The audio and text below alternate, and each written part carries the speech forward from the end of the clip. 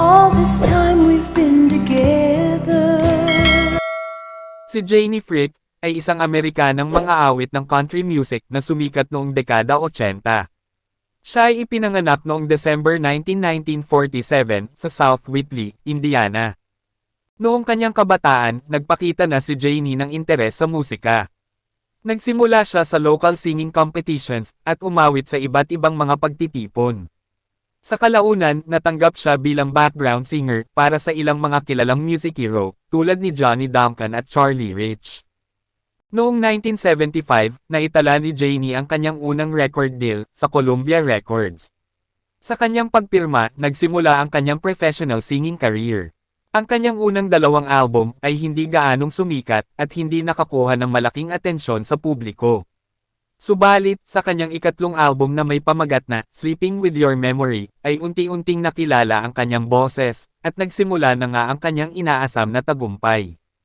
Sa paglipas ng mga taon, naging matagumpay ang mga kantang inawit ni Janie Frick tulad ng You Changed My Life in a Moment, noong 1978, You changed my life in a moment.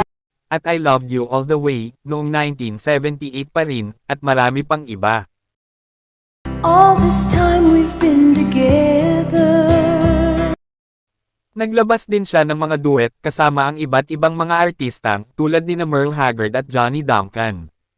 Bilang isang singer, kinilala si Janie sa kanyang malambot at mabuugong boses na may kahalumigmigan. Ang kanyang estilo ng pag-awit ay nakapagbigay ng tunay na damdamin at nagpatunay ng kanyang husay bilang interpreter ng country music.